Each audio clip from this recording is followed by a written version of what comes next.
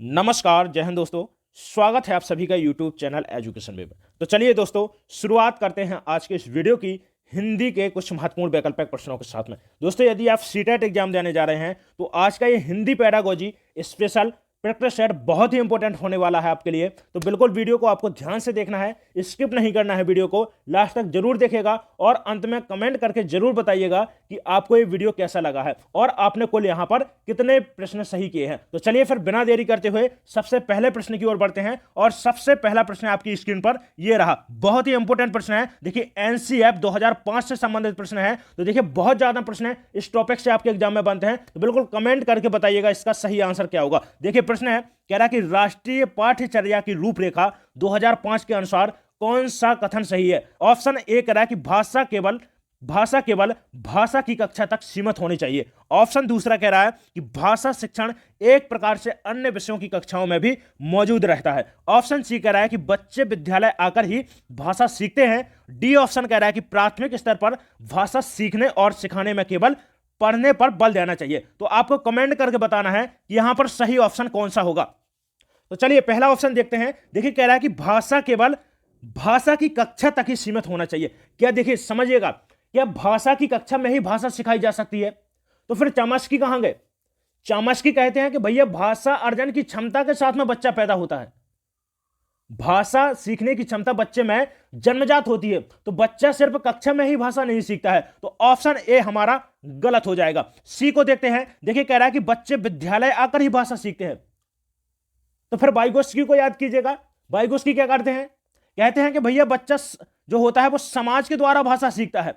किसके माध्यम से? समाज के द्वारा, परिवार के द्वारा, वयस्कों समवयस्कों के साथ में अंतःक्रिया के माध्यम से भाषा सीखता है। तो यह भी हमारा गलत हो जाएगा। कह रहा है कि बच्चे विद्यालय आकर भाषा सीखते हैं, नहीं, समाज के द्वारा भाषा सीख सकते हैं। लेकिन यहां पर कह रहा है कि देखिए केवल विद्यालय के आकर ही भाषा सीखते हैं, यह गलत है।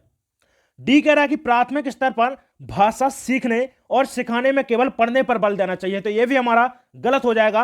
अब बचा है हमारा केवल ऑप्शन बी। तो ऑप्शन बी हमारा यहां पर सही आंसर हो जाएगा कि भाषा शिक्षण एक प्रकार से अन्य विषयों की कक्षाओं में भी मौजूद रहता है। अब देखिए समझिएगा, यहां पर देखिए कह रहा है कि भाषा क्या है? भाषा शिक्षण एक प्रकार से अन्य विषयों की कक्षाओं में भी मौजूद रहता है। क्या आप इंग्लिश की कक्षा में भाषा नहीं सीखते हैं? बताइएगा, क्या आप इंग्लिश की कक्षा में भाषा नहीं सीखते? भाई इंग्लिश भी एक भाषा है, वो भी आप सीखते हैं। गणित पढ़ रहे हैं तो गणित की भाषा सीखते हैं। विज्ञान, यदि आप साइंस की कक्षा पढ़, साइंस की क्लास आपकी कक्षा चल रही है तो साइंस आप सीखेंगे, तो उसमें भी तो भाषा सीखते हैं ना। तो भाषा शिक्षण एक से अन्य विषयों की कक्षाओं में भी मौजूद रहता है। तो ऑप्शन बी के साथ में हमारा यहां पर सही आंसर चला जाएगा। चलिए, बहुत धमाकेदार तरीके से यहां पर हम सभी प्रश्नों को करेंगे। चलिए इसी के साथ में दूसरा प्रश्न, चलिए बहुत इंपॉर्टेंट।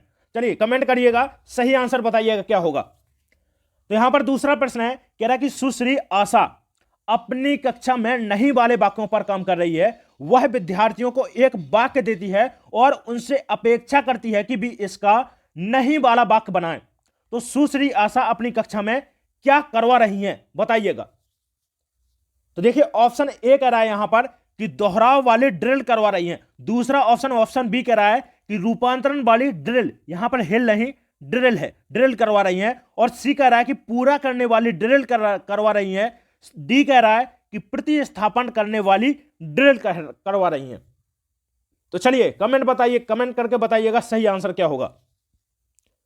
चलिए बहुत अच्छे बच्चे, देखिए तो यहां पर ऑप्शन यहां पर बी के साथ में हमारा सही आंसर चला जाएगा कि रूपांतरण वाली ड्रिल करवा रही है। मान लीजिए, देखिए जो आशा है एक अध्यापका है और प्रश्न कह रहा है कि देखिए अध्यापका क्या कर रही हैं? नहीं वाले वाक्यों पर काम कर रही हैं। वह विद्यार्थियों को कहती हैं, कोई वाक्य देती हैं और बोलती हैं कि इसको नकारात्मक वाक्य बनाइएगा। तो ये क्या है? एक प्रकार का साधारण वाक्य से नकारात्मक वाक्य में क्या है? रूपांतरण करवाना है। तो यहां पर ऑप्शन बी के साथ में हमारा सही आंसर चला जाएगा कि रूपांतरण वाली ड्रिल करवा रही हैं। चलिए इसी के साथ में नेक्स्ट प्रश्न है। बहुत गजब तरीके से यहां पर सभी प्रश्नों को सॉल्व करेंगे सभी भाई बहन। बिल्कुल देखिए, आपका एग्जाम शुरू हो चुका है, बिल्कुल जोश बनाए रखिएगा कक्षा में। बिल्कुल चलिए, बिल्कुल पढ़ते हैं प्रश्न को। देखिए, कह रहा है कि रश्मि अपनी कक्षा को बाहर मैदान में ले जाती है, ठीक है, और कह रहा है कि पर्यावरण पर आधारित कविता पाठ का कार्य करती है। तो रश्मि का उद्देश्य क्या है? ऑप्शन ए कह रहा है कि बच्चों को रोजमर्रा की चर्चा से कुछ अलग माहौल देना, बी कह रहा है कि बच्चों को मैदान में घूमने का अवसर प्राप्त करना देना, या फिर मैदान के प्राकृतिक वातावरण के साथ संबंध जोड़ते हुए कविता को समझाने का अवसर देना। डी कह रहा है कि अपने शिक्षक प्रशिक्षण में सीखी बातों का निर्वाह करना। तो देखिए रश्मि एक अध्यापिका है और वो क्या करती हैं कि अपनी जो बच्चे हैं, जो कक्षा के बच्चे हैं, उनको मैदान में ले जाती हैं और पर्यावरण पर आधारित कविता पाठ करवाती हैं। ठीक है, तो कह रहा है कि रश्मि का यहां पर उद्देश्य क्या है।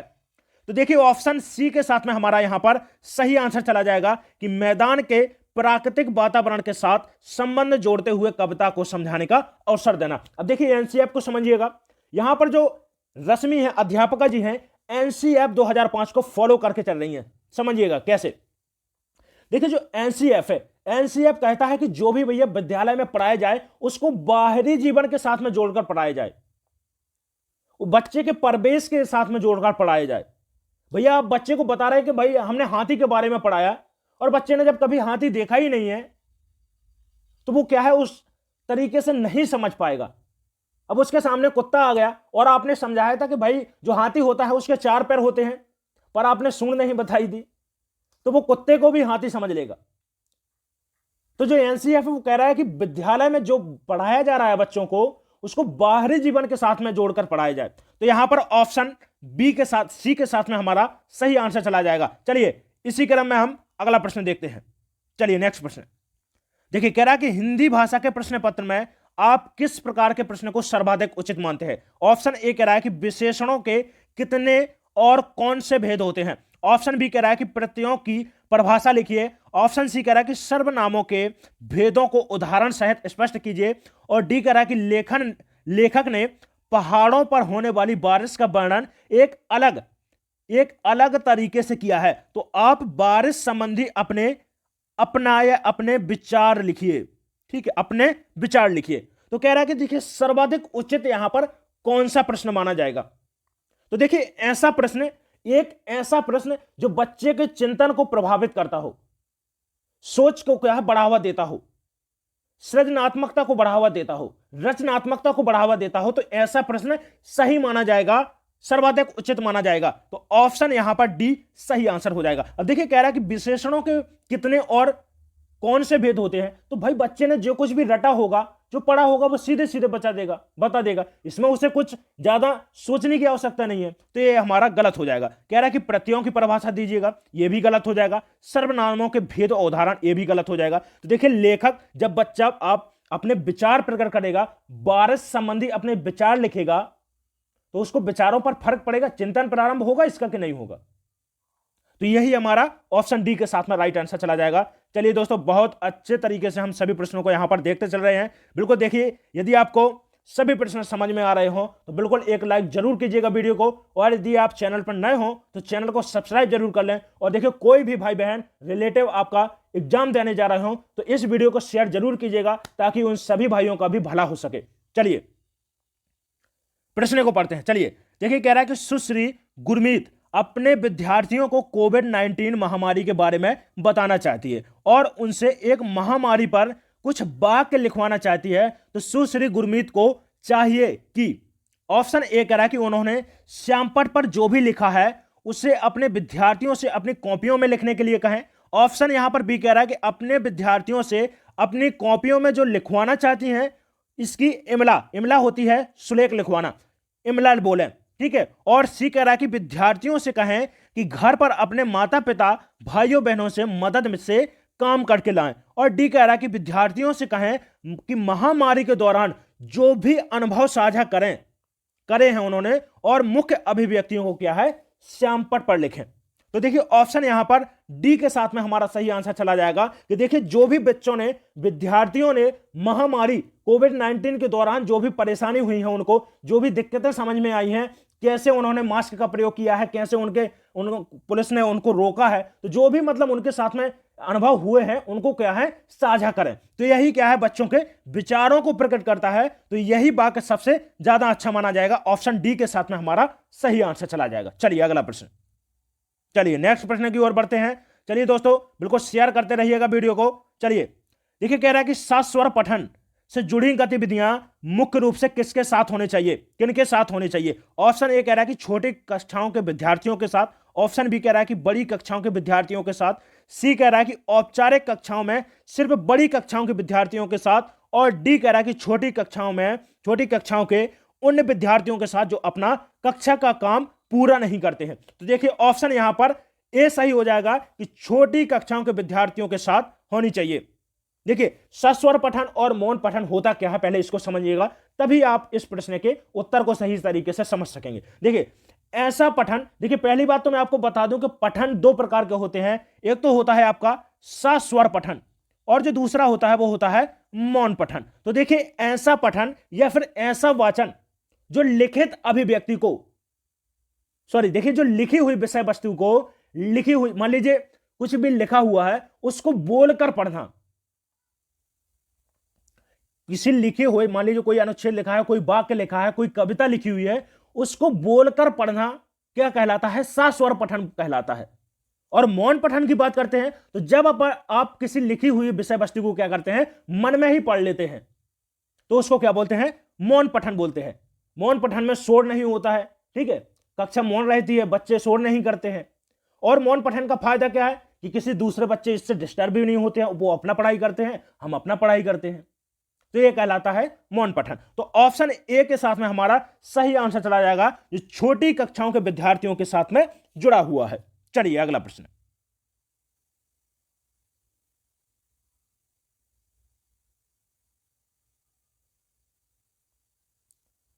चलिए नेक्स्ट प्रश्न है, देखिए कह रहा है कि भाषा के रचनात्मक आकलन का सर्वाधिक बेहतर उदाहरण बताना है आपको, कौन सा होगा? ऑप्शन ए कह रहा है कि बच्चे को अपने खट्टे मीठे अनुभव लिखने के लिए कहना, ऑप्शन बी कह रहा है श्रुत लेख, ऑप्शन सी कह रहा है कि प्रश्नों के उत्तर लिखवाना, और ऑप्शन डी कह रहा है इकाई परीक्षा लेना। तो देखिए भाषा के आकलन के लिए, रचनात्मक आकलन के लिए सबसे बेहतर उदाहरण क्या होगा? ऑप्शन ए के साथ में हमारा सही आंसर चला जाएगा, बच्चों के खट्टे मीठे, ऑप्शन ए के साथ में हमारा सही आंसर चला जाएगा, अनुभव लिखने के लिए कहना। चलिए नेक्स्ट प्रश्न देखते हैं। चलिए अगला प्रश्न है, ये कह रहा है कि भाषा शिक्षण की प्रत्यक्ष विधि में आपको बताना है क्या होता है। ऑप्शन ए कह रहा है कि मातृभाषा का निरर्थक हस्तक्षेप होता है, बी कह रहा है कि भाषा अर्जन की स्वाभाविक स्थिति का निर्माण होता है, सी कह रहा है कि अतिरिक्त शिक्षण सामग्री की कोई आवश्यकता नहीं होती है, और डी कह रहा है कि भाषा की विविध संरचनाओं के लेखन हेतु अभ्यास पर बल दिया जाता है। तो देखिए ऑप्शन बी हमारा सही आंसर हो जाएगा कि भाषा शिक्षण की जो प्रत्यक्ष विधि होती है उसमें भाषा अर्जन की स्वाभाविक स्थिति का निर्माण होता है। तो ऑप्शन बी यहां पर हमारा सही आंसर हो जाएगा। चलिए नेक्स्ट प्रश्न, बहुत इंपॉर्टेंट प्रश्न है। चलिए देखिए यहां पर एक कथन दिया गया है, कथन को पढ़िएगा। देखिए कथन कह रहा है कि जब तक विद्यार्थी प्रचुर मात्रा में पठन सामग्री नहीं पढ़ेंगे वे प्रवाहशील पाठक नहीं बन सकेंगे। तो इस वाक्य में किस प्रकार के पठन की बात की गई है? कह रहा है कि सस्वरी दृष्टि से पठन, सस्वरी है, ठीक है, सस्वरी दृष्टि से पठन, बारीकी से पठन, गहनता से पठन, या फिर विस्तार से पठन। तो देखिए जब भी कोई विषय वस्तु को, जब भी किसी पुस्तक को, पाठ्य पुस्तक को बच्चे विस्तार के साथ में उसकी लिखी हुई चीज को नहीं पढ़ेंगे तब तक वे क्या है, एक अच्छे पाठक, अच्छे पढ़ने वाले नहीं बन सकेंगे। तो यहां पर ऑप्शन डी हमारा सही आंसर हो जाएगा। चलिए नेक्स्ट प्रश्न है, अगला प्रश्न है, देखिए कह रहा है कि विद्यालय में एक से अधिक भाषाओं का शिक्षण, चलिए बताना है आपको क्या करता है। ऑप्शन ए कह रहा है कि जटिल समस्याएं उत्पन्न करता है, बी कह रहा है कि अनेक भाषाओं के शिक्षकों के रोजगार को बढ़ावा देता है, सी कह रहा है कि बहुभाषिकता और राष्ट्रीय सद्भाव का प्रचार करता है, डी कह रहा है कि व्यवहारिक नहीं है। तो देखिए ऑप्शन सी के साथ में हमारा यहां पर सही आंसर हो जाएगा। अब देखिए बहुभाषिकता होती क्या है, सीटेट के लिए बहुत ही इंपॉर्टेंट है, याद रखिएगा बहुभाषिकता। तो देखिए आपने देखा होगा कि मान लीजिए कोई विद्यालय है, आपका विद्यालय दिल्ली में है, आप दिल्ली में पढ़ा रहे हैं, तो वहां पर आपने देखा होगा कोई बच्चा बिहार से आ रहा है, कोई बच्चा भाई मध्य प्रदेश से आ रहा है, कोई बच्चा उत्तर प्रदेश का है, कोई बच्चा हिमाचल प्रदेश का है। तो विभिन्न प्रदेशों से बच्चे आए होंगे, उस कक्षा में आए होंगे ना। अब देखिए जब विभिन्न प्रदेश से आए होंगे तो उनकी भाषाएं भी अलग होगी, उनकी बोली भी अलग होगी। तो जब देखिए बच्चा क्या है, एक से अधिक भाषा सीख रहा होगा, वहां पर एक से अधिक भाषाएं होगी बच्चे की।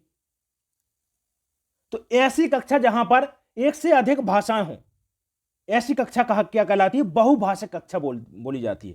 तो देखिए ऑप्शन यहां पर सी के साथ में हमारा सही आंसर हो जाएगा। चलिए अगला प्रश्न, नेक्स्ट प्रश्न है, कह रहा है कि भाषा में आकलन करने के बाद महत्वपूर्ण सोपान क्या होना चाहिए? ऑप्शन ए कह रहा है कि आकलन से प्राप्त आंकड़ों के आधार पर अभिभावकों से विचार विमर्श करना, या फिर आंकड़ों को सहेज कर रखना, आंकड़ों को तत्काल नष्ट करना, या फिर आंकड़ों का पुनः पुनः परीक्षण करना।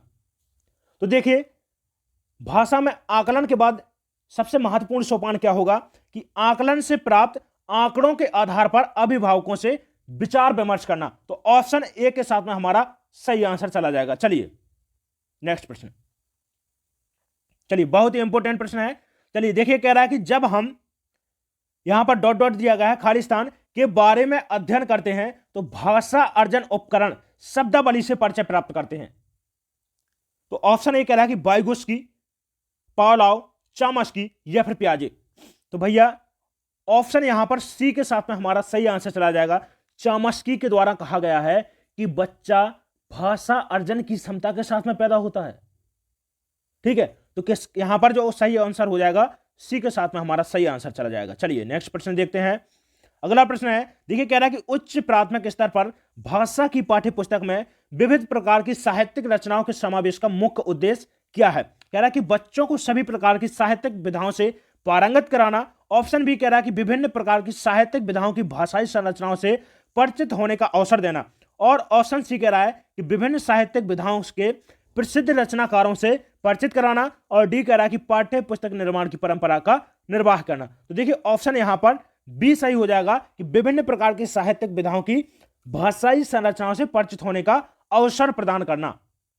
चलिए नेक्स्ट प्रश्न, चलिए अगला प्रश्न है, कह रहा है कि भाषा कौशलों के संदर्भ में कौन सा कथन सही है? कह रहा है कि सुनना, बोलना, पढ़ना, लिखना एक क्रम से सीखे जाते हैं। बी कह रहा है कि सुनना और पढ़ना निष्क्रिय कौशल है। सी कह रहा है कि पढ़ना और लिखना कौशल में कोई संबंध नहीं है। या फिर कह रहा है कि सभी कौशल एक दूसरे के साथ में अंतः संबंधित होते हैं। तो देखिए ऑप्शन यहां पर डी हमारा सही आंसर हो जाएगा कि जो सभी कौशल हैं वो क्या है, एक दूसरे के साथ में अंतः कौशल होते हैं, ना कि एक क्रम से सीखे जाते हैं। तो यहां पर ऑप्शन डी हमारा सही आंसर हो जाएगा। चलिए अगला प्रश्न, चलिए नेक्स्ट प्रश्न है, कह रहा है कि सिद्धांत उस प्रक्रिया को वर्णन करता है जिसके द्वारा पाठक किसी पठन सामग्री को समझने के लिए अपने परिवेश से जुड़े ज्ञान को उस सामग्री में दी गई सूचनाओं को जोड़ते हैं। तो आपको बताना है क्या कहलाता है। कह रहा है कि संकेत परिवर्तन कहलाता है, अधिगम कहलाता है, स्कीमा या फिर मानवीय। तो ऑप्शन यहां पर सी हमारा सही आंसर हो जाएगा, स्कीमा कहलाता है। देखिए अधिगम समझिएगा क्या होता है। तो देखिए जब हम अभ्यास के द्वारा, अनुभव के द्वारा अपने व्यवहार में स्थायी परिवर्तन लाते हैं तो इसको क्या बोलते हैं, अधिगम कहा जाता है। चलिए अगला प्रश्न देखते हैं। चलिए कह रहा है कि स्वर में उतार और चढ़ाव क्या कहलाता है बताइएगा। कह रहा है कि अक्षर कहलाता है, लय, स्वर शैली या फिर विराम। तो चलिए ऑप्शन यहां पर सी के साथ में बिल्कुल सही आंसर चला जाएगा। चलिए इसी के साथ में अगला प्रश्न देखते हैं। चलिए दोस्तों बहुत ही आराम से देखिए हमने यहां पर पूरे प्रश्नों को कवर किया है। और देखिए जितनी मैंने कोशिश भर आपको यहां पर समझाया है ताकि आपको सभी प्रश्न समझ में आ जाए। आज का प्रैक्टिस सेट बहुत ही ज्यादा इंपॉर्टेंट था। यदि आपने वीडियो को अच्छे से नहीं देखा है तो एक बार फिर से वीडियो को देखिएगा, क्योंकि बहुत यहां पर जो प्रश्न है आपके एग्जाम में पूछे जाने के चांस बन सकते हैं। एग्जाम में ये प्रश्न हूबहू बन सकते हैं। तो बिल्कुल यदि आपने नहीं देखा है तो फिर से देखिएगा। और दोस्तों यदि आप चैनल पर नए हो तो चैनल को सब्सक्राइब जरूर कर लें और वीडियो को अपने दोस्तों में शेयर कर दें। तो चलिए मिलते हैं इसके बाद में अगले वीडियो में, तब तक के लिए धन्यवाद।